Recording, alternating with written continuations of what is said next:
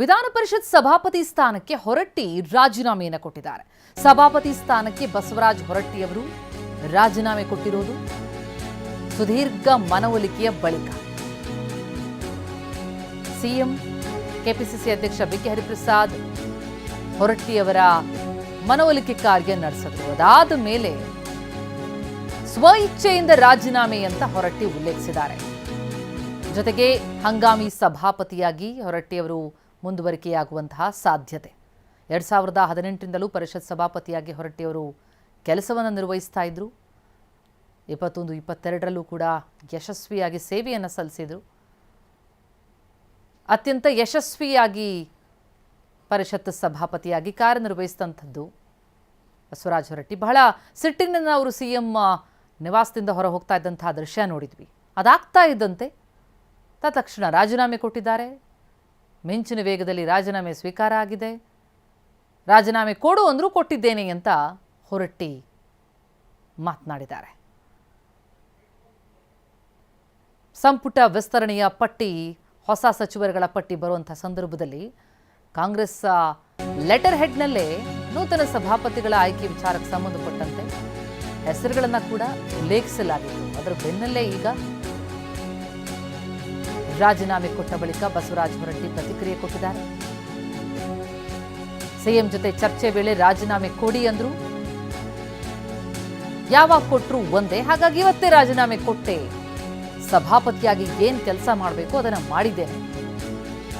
ರಾಜೀನಾಮೆ ಕೊಡ್ಲಿಲ್ಲ ಅಂತಂದ್ರೆ ಅವಿಶ್ವಾಸ ನಿರ್ಣಯ ಮಂಡಿಸ್ತಾರೆ ಅಂತ ಮಾತನಾಡಿದ್ದಾರೆ. ರಾಜೀನಾಮೆ ಕೊಟ್ಟೆ, ಮತ್ತೇನೆಲ್ಲ ಇಲ್ಲಿವರೆಗೆ ಸಹಕಾರ ಮಾಡಿದ್ದಕ್ಕೆ ಧನ್ಯವಾದವನ್ನು ನಾನು ಹೇಳಿದೆ. ಅವರು ಅದನ್ನ ಹೇಳಿದರು. ಒಬ್ರಿಗೊಬ್ಬರು ಇಲ್ಲಿವರೆಗೆ ಸದನದಲ್ಲಿ ನಡೆದಂಥದಕ್ಕೆಲ್ಲ ಸಹಕಾರ ಮಾಡಿದ್ದಕ್ಕೆ ಕೃತಜ್ಞತೆಯನ್ನು ಸಲ್ಲಿಸಿದೆ. ಬೇರೆ ಯಾವುದೇ ವಿಷಯ ಚರ್ಚೆ ಮಾಡಿದೆ. ನಿಮಗೆ ನಿಜವಾಗ್ಲೂ ಒತ್ತಡ ಹಾಕಿದ್ರೆ ಅಥವಾ ನೀವು ಸ್ವ ಇಚ್ಛೆಯಿಂದ ಕೊಟ್ಟು ರಾಜೀನಾಮೆ ಕೊಡಂದ್ರು ಕೊಟ್ಟಿನಿ. ಪರೋಕ್ಷವಾಗಿ ಒತ್ತಡ ಹಾಕಬೇಕು. ಒತ್ತಡ ಅಂತ ಏನಲ್ಲ, ಕೊಡಂದ ಚೀಫ್ ಮಿನಿಸ್ಟರ್ ಕೊಡಂದ ಕೊಡಬೇಕಾದ್ರೆ ಕೊಟ್ಬಿಟ್ಟು ಅದರಿದ್ದಾಗ ಮತ್ತು ಅದರ ಅವ್ರು ಕೇಳಿದಾಗ ನಾವು ಕೊಡೋದು ನಮ್ಮ ಡ್ಯೂಟಿ ಕೊಟ್ಟಿದ್ದೀವಿ. ಇವತ್ತೇ ರಾಜೀನಾಮೆ ಕೊಟ್ಟಿದ್ದಕ್ಕೆ ಬೇಸರ ಆಗಿದೆ. ಅವಾಗ ಕೊಡೋದಲ್ಲ, 14ನೇ ತಾರೀಕು ಕೊಡೋದು, ಇವತ್ತು ಕೊಟ್ಟಿವಿ. ನಿನ್ನೆ ಕೊಡ್ತಿದ್ವಿ. ಕೊಡೋದನ್ನು ತೀರ್ಮಾನ ಆಗಿಬಿಟ್ಟಿದ್ದಲ್ಲ. ಮಾತಾಡಿ ನೋಡಪ್ಪ ನೀನು ಬಿಟ್ಟದ್ದು ಅಂತ ಹೇಳಿದ್ರು. ಸಹಜ ಅನ್ನಿಸ್ತಿದೆ. ಯಾವಾಗಾದರೂ ಒಬ್ಬ ಅಧಿಕಾರದಾಗ ಇದ್ದಂಥ ಅಧಿಕಾರ ಬಿಟ್ಟು ಹೋಗ್ಬೇಕಾದ್ರೆ ಮನುಷ್ಯನಿಗೆ ನೋವು ಆಗ್ತಿದೆ. ನಾನು ಮನುಷ್ಯ ಸ್ವಲ್ಪ ಬೇಸರ ಆಗ್ತಿದೆ. 2 ದಿವಸ ಅಧಿಕಾರದಾಗಿದ್ದೀವಪ್ಪ, ಒಮ್ಮಿಂದ ಮೇಲೆ ಇದೇನು ಟರ್ಮ್ ಮುಗಿಯುವಾಗ ಬೇರೆ, ಮುಗಿಗಿಂತ ಮಧ್ಯದಲ್ಲಿ ಆದಾಗ ಒಮ್ಮೆ ಸಹಜ ಮನುಷ್ಯನ ಗುಣ ಬೇಸರದಂಗೆ ನನಗೂ ಬೇಸರ ಆಗೈತೆ. ಇಷ್ಟ ತಪ್ಪೇನು ಆಗ್ತಾವ್ರಿ. ಇವೆಲ್ಲ ಜೀವನದಲ್ಲಿ ಘಟನೆಗಳು ಎಲ್ಲರಿಗೂ ಆಗ್ತಾವ. ಏನು ಮಾಡೋಕ್ಕಾಗುತ್ತೆ. ಒಂದೊಂದ್ಸರಿ ನಮ್ಮ ಮನಸ್ಸಿನ ವಿರುದ್ಧನೂ ಇರ್ತಾವ, ಒಂದ್ಸರಿ ನಮ್ಮ ಮನಸ್ಸಿಗೆ ಆಗಲಾರಂತ ಇರ್ತಾವ. ಎಲ್ಲರ ಜೀವನದಲ್ಲಿ ಒಂದೊಂದು ಬಂದಿರ್ತಾವ, ಹಂಗೆ ಬರ್ತಾವೆ. ಇವೆಲ್ಲ ಅಧಿಕಾರ ಏನಾಗ್ತಿದೆ ಅಂದ್ರೆ, ಅಧಿಕಾರ ಮುಗಿದು ಹೋಗುವಾಗ ಬೇರೆ, ಅಧಿಕಾರ ಮಧ್ಯದಲ್ಲಿ ಹೋಗುವಾಗ ಸ್ವಲ್ಪ ನೋವು ಅನ್ನಿಸ್ತದೆ. ಇಷ್ಟ ಡಿಫ್ರೆನ್ಸ್ ಏನಿಲ್ಲ.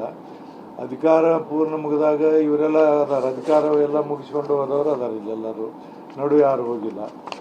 ಒಮ್ಮೆ ಆಗ್ತಿದೆ. ಅಧಿಕಾರ ಇದ್ದಾಗ ಬೇರೆ, ಅಧಿಕಾರ ಇಲ್ಲ ಬೇರೆ ಘಟನೆಗಳಾಗ್ತಾವೆ. ಅದು ನಮಗೆ ಗೊತ್ತಲ್ಲ. ಆಕಸ್ಮಿಕ ಬಂತು, ಆಕಸ್ಮಿಕ ಹೊಂಟೆ. ಇಷ್ಟ ಜೀವನದಲ್ಲಿ ಆಕಸ್ಮಿಕಗಳು ಆಗ್ತಾವಲ್ಲ, ಹಂಗೆ ಆಗ್ತಾವೆ.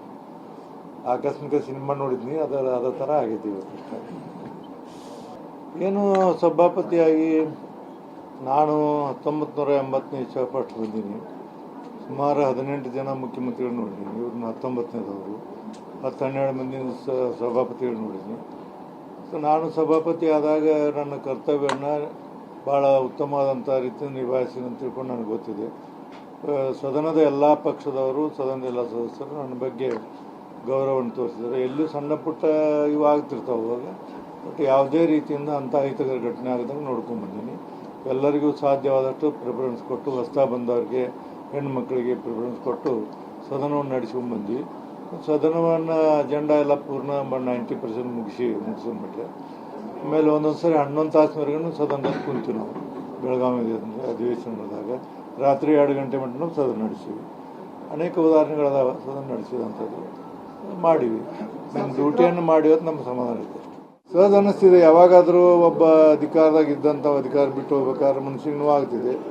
ನಾನು ಮನುಷ್ಯ ಸ್ವಲ್ಪ ಬೇಸರ ಆಗ್ತಿದೆ. 2 ದಿವಸ ಅಧಿಕಾರದಾಗಿದ್ದೀವಪ್ಪ, ಒಮ್ಮಿಂದ ಮೇಲೆ ಇದೇನು ಟರ್ಮ್ ಮುಗಿಯುವಾಗ ಬೇರೆ, ಮುಗಿಕ್ಕಿಂತ ಮಧ್ಯದಲ್ಲಿ ಆದಾಗ ಒಮ್ಮೆ ಸಹಜ ಮನುಷ್ಯನ ಗುಣ ಬೇಸರ ಆದಂಗೆ ನನಗೂ ಬೇಸರ ಆಗೈತೆ. ಇಷ್ಟ ತಪ್ಪೇನು. ರಾಜೀನಾಮೆ ರಾಜೀನಾಮೆ ಕೊಟ್ಟೆ. ಮತ್ತೇನೆಲ್ಲ ಇಲ್ಲಿವರೆಗೆ ಸಹಕಾರ ಮಾಡಿದ್ದಕ್ಕೆ ಧನ್ಯವಾದವನ್ನು ಹೇಳಿದೆ. ಅವರು ಅದನ್ನ ಹೇಳಿದರು. ಒಬ್ರಿಗೊಬ್ಬರು ಇಲ್ಲಿವರೆಗೆ ರಾಜೀನಾಮೆಯ ಬಳಿಕ ಬಸವರಾಜ ಹೊರಟ್ಟಿ ಅವರು ಮಾತನಾಡಿದ್ದಾರೆ. ನಮ್ಮ ಪ್ರತಿನಿಧಿ ಹರೀಶ್ ಮಾತನಾಡಿಸಿದ್ದಾರೆ, ಕೇಳಿ. ಬಸವರಾಜ ಹೊರಟ್ಟಿ ಅವರು ರಾಜೀನಾಮೆಯನ್ನು ಕೊಡ್ತೀನಿ 14ನೇ ತಾರೀಕು ಅಂತ ಹೇಳಿದರು. ಆದರೆ ದಿಢೀರ್ ಅಂತ ಇವತ್ತೇ ರಾಜೀನಾಮೆಯನ್ನು ಕೊಟ್ಟಿದ್ದಾರೆ. ಸರಿ, ಇಂತಹ ದಿಢೀರ್ ನಿರ್ಧಾರಕ್ಕೆ ಕಾರಣ ಏನು ಅಂತ ಸರ್? ಗೊತ್ತಿಲ್ಲ. ನಾನು ಇಲ್ಲಿ ಕುತ್ಕೊಂಡಿದ್ದೆ, ಚೀಫ್ ಮಿನಿಸ್ಟರು, ಅವರು ಅಧ್ಯಕ್ಷರು ಬೇರೆ ಬೇರೆ ಎಲ್ಲ ಬಂದು ರಾಜೀನಾಮೆ ಕೊಡಿ ಇನ್ನೊಂದು ಕೊಡಿ ಅಂದರು. 14ನೇ ತಾರೀಕು ಕೊಡೋದು ನಾನು ಅನೌನ್ಸ್ ಮಾಡೀನಿ, ಅಲ್ಲೇ ಕೊಡ್ತೀನಿ ಸದನದಲ್ಲಿ ಅಂತ ಹೇಳಿದೆ. ಅವರಿಲ್ಲ, ಇಲ್ಲೇ ಇನ್ನೂ ಈಗ ಕೊಡಬೇಕು ಅಂದರು. ಮತ್ತೇನು ಮಾಡೋಕ್ಕೆ ಅನಿವಾರ್ಯ ಕೊಟ್ಟೆ ರಾಜೀನಾಮೆ. ಸರ್, ಈಗ ನೀವು ಮುಖ್ಯಮಂತ್ರಿ ಮನೆಗೆ ಹೋಗಿದ್ರಿ, KPCC ಅಧ್ಯಕ್ಷರು ನಿಮ್ಮನ್ನು ಭೇಟಿಯಾಗಿದ್ರು, ನೀವು ಹೇಳಿದ್ರಿ ಅವರಿಗೆ 14ನೇ ತಾರೀಕು ಕೊಡ್ತೀನಿ ಅಂತ. ಮತ್ತೆ ಇಷ್ಟು ಆತರ ಯಾಕೆ ಮಾಡಿದ್ರು ಅಂತ, ಇವತ್ತೇ ರಾಜೀನಾಮೆ ಬೇಕು ಅಂತ ಯಾಕೆ ಆತರ ಮಾಡಿದ್ರು? ನನಗೆ ಯಾಕೆ ಮಾಡಿದ್ರು ಗೊತ್ತಿಲ್ಲ. ನನಗೂ ಅದೊಂದು ಸ್ವಲ್ಪ ಬೇಸರ ಆಯ್ತು. ಯಾಕೆ ಕೇಳಿದ್ರು ಅನ್ನೋದು ನನಗೆ ಅರ್ಥ ಆಗೋದು. ಕೊಡ್ತೀನಿ ಅಂತೇಳಿ ನಿಮ್ಮ ಮಾಧ್ಯಮದಾಗ ಹೇಳಿದ್ನಿ, ಎಲ್ಲ ಕಡೆ ಬಂದಿತ್ತು. ಮತ್ತು ಇವತ್ತು ರಾಜೀನಾಮೆ ಬೇಕಂದ್ರು, ಮತ್ತು ಅನಿವಾರ್ಯವಾಗಿ ನಾನು ಕೊಟ್ಟೆ. ಮತ್ತೆ ಇವತ್ತು ನಿಮ್ಮ ಕಚೇರಿಗೆ CM ಕೂಡ ಬಂದಿದ್ರು, KPCC ಅಧ್ಯಕ್ಷರು ಕೂಡ ಬಂದಿದ್ರು. ಏನು ಹೆಚ್ಚು ಒತ್ತಡ ಹೇರಿದ್ರು ನಿಮ್ಮ ಮೇಲೆ, ನೀವು ರಾಜೀನಾಮೆ ಕೊಡಲೇಬೇಕು ಅಂತ ಏನಂತ? ಕೊಡಲೇಬೇಕಲ್ಲ, ರಾಜೀನಾಮೆ ಕೊಡಂದ್ರು ನಾನು ಕೊಟ್ಬಿಟ್ಟೆ. ಇಷ್ಟ ಏನು ನಾನು ಮಾತಾಡೋಕೆ ಹೋಗಲಿಲ್ಲ. 14ನೇ ತಾರೀಕು ಕೊಡ್ತೀನಿ ಅಂತ ಹೇಳಿಲ್ಲ ಅಂದೆ. ಇಲ್ಲ ಈಗ ಕೊಡ್ರಿ ಅಂದರು, ಕೊಟ್ಟೆ. ಏನು ಒತ್ತಡನೂ ಇಲ್ಲ, ನಾನು ಏನು ಮಾತಾಡಲಿಲ್ಲ. ಹೆಂಗೆ ಕೊಡೋದಿತ್ತು ಕೊಟ್ಟಿನಿ, ಆವಾಗ ಕೊಡೋದು ಇವಾಗ ಕೊಟ್ಟಿನಿ ಇಷ್ಟು. ಮತ್ತೆ ಅವಿಶ್ವಾಸ ನಿರ್ಣಯವನ್ನು ಮಂಡಿಸಬೇಕು ಅಂತ ಬೇರೆ ಇದ್ರೆ ಅವೆಲ್ಲ ಯಾಕೆ ಚರ್ಚೆಗೆ ಅವಕಾಶ ಕೊಡಬೇಕು ಅನ್ನುವಂಥ ನಿಟ್ಟಿನಲ್ಲಿ ಏನು ನಿರ್ಧಾರ ಮಾಡಿದ್ರು? ನಾನು ಇದನ್ನೆಲ್ಲ ಅದನ್ನು 14ಕ್ಕೆ ಹೇಳೋದು. 14ಕ್ಕೆ ಅಂದ್ರೆ ಚರ್ಚೆ ಮಾಡೋ ಅವಶ್ಯಕತೆ ಇಲ್ಲ ಅಂತ ಅವತ್ತೇ ಹೇಳಿ ನಾನು. ಅದು ಚರ್ಚೆ ಮಾಡಬಾರ್ದು, ಕಾರಣ ಅದನ್ನು ಬೆಳೆಸಬಾರ್ದು ಅನ್ನೋದಕ್ಕೆ 14ನೇ ತಾರೀಕು ನಾನು ಅವ್ರಿಗೆಲ್ಲರಿಗೂ ಥ್ಯಾಂಕ್ಸ್ ಹೇಳಿ ರಾಜೀನಾಮೆ ಕೊಡುವಂಥ ಅದನ್ನು ತೀರ್ಮಾನ ಮಾಡಿದ್ದೆ. ದಿಢೀರ್ನ ಇವತ್ತು ಕೇಳಿದ್ರು ಕೊಟ್ಟಿನಿ ಇಷ್ಟು. ಈ ಮಧ್ಯೆ BJP ನಾಯಕರುಗಳು ಕೂಡ ನಿಮ್ಮನ್ನು ಭೇಟಿ ಮಾಡಿದ್ರು. ಹೊರಟ್ಟಿ ಅವರೇ, ನೀವು ಯಾವುದೇ ಕಾರಣಕ್ಕೂ ರಾಜೀನಾಮೆ ಕೊಡಬೇಡಿ, ಸದನದಲ್ಲಿ ಚರ್ಚೆ ಆಗಲಿ ಅನ್ನುವಂಥದ್ದನ್ನು ಕೂಡ ಹೇಳಿದರು. ಮತ್ತು AICCಯಿಂದ ಸಭಾಧ್ಯಕ್ಷರ ನೇಮಕದ ಆದೇಶವನ್ನು ಲೆಟ್ರನ್ನ ಕಳಿಸ್ತಾರೆ, ಉಪಸಭಾಪತಿಗಳ ಲೆಟ್ರನ್ನ ಕಳಿಸ್ತಾರೆ, ಅಂದರೆ ನೇಮಕ ಮಾಡಿದ್ದೀವಿ ಅನ್ನುವಂಥ ನಿಟ್ಟಿನಲ್ಲಿ. ಇದ್ರ ಬಗ್ಗೆ ಎಲ್ಲ ಚರ್ಚೆ ಆಗಬೇಕಿತ್ತು. ನೀವು ಆ ಸಂದರ್ಭದಲ್ಲಿ ನೀವು ಸಭಾಪತಿಗಳಾಗಿ ಇರಬೇಕು ಅನ್ನುವಂಥದ್ದು BJP ನಾಯಕರು ಹೇಳ್ತಿದ್ರು.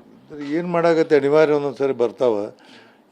ಈ ಪರಿಸ್ಥಿತಿ ನಿರ್ಮಾಣ ಆದಕ್ಕೆ ಅದು ಏನು ಮಾಡೋಕ್ಕೆ ಬರಲಿಲ್ಲ. ನಮ್ಮ BMI ಕಂಟ್ರೋಲ್ ಹೋಯ್ತು, ಅದಕ್ಕೆ ನಾವು ಸುಮ್ಮನೆ ಕೊಟ್ಟು. ಈಗ ರಾಜೀನಾಮೆಯನ್ನು ಕೊಟ್ಟಿದ್ದೀರಿ ಸರ್, ಮುಂದೇನು ಸರ್? ಈಗ ನೀವು ಮುಂದೇನು ಮಾಮೂಲಿ ನಮ್ಮ ಕಾನ್ಸ್ಟಿಟ್ಯೂನ್ಸಿ ಐತಿ, ನಮ್ಮದು 4 ಜಿಲ್ಲೆ ಅದಾವೆ, ಟೀಚರ್ಸ್ ಕಾನ್ಸ್ಟಿಟ್ಯೂನ್ಸಿ. ಕೆಲಸ ಮಾಡ್ತೀನಿ, ಇರ್ತೀನಿ, ಸದನದಲ್ಲಿ ಪಾರ್ಟಿಸಿಪೇಟ್ ಮಾಡ್ತೀನಿ. ಸಿದ್ದರಾಮಯ್ಯ ಅವರು ಜೊತೆ ಏನಾರು ಮಾತಾಡಿದ್ರು ಸರ್ ರಾಜೀನಾಮೆ ಕೊಡೋದಕ್ಕಿಂತ ಮುಂಚೆಗೆ? ನಿಮ್ಮ ಆತ್ಮೀಯರು, ನಿಮ್ಮ ಸಮಕಾಲೀನರು ಕೇಳೀನಿ, ಹಿಂಗೆ ರಾಜೀನಾಮೆ ಕೇಳ್ಯಾರಂದೆ, ರಾಜೀನಾಮೆ ಕೊಡಂದಾರ ಮುಖ್ಯಮಂತ್ರಿ ಅಂತ. ಆಯ್ತು ಕೊಟ್ಬಿಡು ಅಂತ ಹೇಳಿದ್ರು, ಕೊಟ್ಟು. ಇದು ಬಸವರಾಜ ಹೊರಟ್ಟಿ ಅವರ ಮಾತು. ಕ್ಯಾಮ್ರಾ ಪರ್ಸನ್ ಸಂದೇಶ್ ಜೊತೆಗೆ ಹರೀಶ್, TV9 ಬೆಂಗಳೂರು. ಇನ್ನು ಹೊರಟ್ಟಿ ಅವರ ರಾಜೀನಾಮೆ ವಿಚಾರಕ್ಕೆ ಸಂಬಂಧಪಟ್ಟಂತೆ CM ಮಾತನಾಡಿದ್ದಾರೆ. ಹೊರಟ್ಟಿ ಅವರಿಗೆ ರಾಜಕೀಯದ ವಾಸ್ತವಾಂಶದ ಅರಿವಿದೆ, ಹೊರಟ್ಟಿ ಅವರು ಗೌರವದಿಂದ ರಾಜೀನಾಮೆ ಸಲ್ಲಿಸಿದ್ದಾರೆ ಅಂತ ಬೆಂಗಳೂರಿನಲ್ಲಿ ಮಾತನಾಡಿದ್ದಾರೆ CM DK ಶಿವಕುಮಾರ್. ಹೊಸಬರ ಆಯ್ಕೆ ಆಗೋ ತನಕ ಅವರೇ ಇರಬೇಕು, ಹೊರಟ್ಟಿ ಅವರೇ ಮುಂದುವರಿಬೇಕು ಅಂತ ಮನವಿ ಮಾಡಿದ್ದೇನೆ ಅಂತಲೂ ಕೂಡ ಹೇಳಿಕೆ ಕೊಟ್ಟಿದ್ದಾರೆ. ನಮ್ಮ ಸಭಾಪತಿ ಸಾಹೇಬರು ನಾವೆಲ್ಲ ಕೂತ್ಕೊಂಡು ಚರ್ಚೆ ಮಾಡಿದೋ. ಅವರಿಗೆ ರಾಜಕೀಯದ ವಾಸ್ತವಾಂಶ ಎಲ್ಲ ಕೂಡ ಅರಿವಿದೆ. ಸೊ ಅವರೇ ಭಾಳ ಗೌರವದಿಂದ ಇವತ್ತು ರಾಜೀನಾಮೆಯನ್ನು ಸಲ್ಲಿಸಿದ್ದಾರೆ. ರಾಜೀನಾಮೆ ಕೂಡ ಈಗಾಗಲೇ ಅವರು ಸಲ್ಲಿಸಿ ಅಕ್ಸೆಪ್ಟ್ ಆಗಿ ನಾನೇ ಅವ್ರಿಗೆ ರಿಕ್ವೆಸ್ಟ್ ಮಾಡ್ಕೊಂಡಿದ್ದೀನಿ, ಗವರ್ನರ್ಗೆ ಬರಿತಾ ಇದ್ದೀನಿ. ಸದ್ಯಕ್ಕೆ ಹೊಸೊಬ್ಬರನ್ನು ಆಯ್ಕೆ ಮಾಡೋರಿಗೂ ಕೂಡ ಇಲ್ಲಿ ಡೆಪ್ಟಿ ಚೇರ್ಮನ್ ಇಲ್ಲದೇ ಇರೋದ್ರಿಂದ ಹೊರಟ್ಟಿ ಸಾಹೇಬ್ರನ್ನೇ ಹೊಸ ಚೇರ್ಮನ್ ಆಯ್ಕೆ ಮಾಡೋರಿಗೂ ಅವ್ರನ್ನೇ ಮುಂದುವರಿಬೇಕು ಅಂತೇಳಿ ನಾನು ಅವ್ರಿಗೆ ರಿಕ್ವೆಸ್ಟ್ ಮಾಡಿದ್ದೀನಿ. ಸೊ 14ನೇ ತಾರೀಕು ನಮ್ಮ ಕೌನ್ಸಿಲ್ನ ಚೇರ್ಮನ್ನು ಎಲೆಕ್ಷನ್ ಇರ್ತದೆ, ಡೆಪ್ಟಿ ಚೇರ್ಮನ್ ಎಲೆಕ್ಷನ್ ಇರ್ತದೆ, ಅವರು ಪ್ರೋ ಟರ್ಮ್ ಚೇರ್ಮನ್ ಆಗಿ. ಸೊ ಆಮೇಲೆ ನಾವು ಡೆಪ್ಟಿ ಚೇರ್ಮನ್ ಆದಮೇಲೆ ಅವತ್ತು ಸಾಯಂಕಾಲನೇ ಕೌನ್ಸಿಲ್ ಚೇರ್ಮನ್ ಆಯ್ಕೆ ಮಾಡುವಂಥ ಪ್ರಕ್ರಿಯೆಯನ್ನು ನಾವು ಇಟ್ಕೊಂಡಿದ್ದೇವೆ. ಅದು ಎಲ್ಲ ಕಾರ್ಯದರ್ಶಿಗೆ ಆಗ್ತದೆ. ಕಾರ್ಯದರ್ಶಿ ಆಗಲೇ ನೋಟಿಫಿಕೇಶನ್ ಹೊರಡಿಸಲಾಗಿದೆ. ಸೊ ನನಗೆ ಫೈಲ್ ನನಗೆ ಬಂದಿದ್ದೀಗ ನಾನು ಗವರ್ನರ್ಗೆ ಬರೆದು ಗವರ್ನರ್ಗಳಿಂದ ಅವ್ರಿಗೆ ಕಂಟಿನ್ಯೂ ಮಾಡೋಕ್ಕೆ ನಾನು ರೆಕಮೆಂಡ್ ಮಾಡ್ತೀನಿ.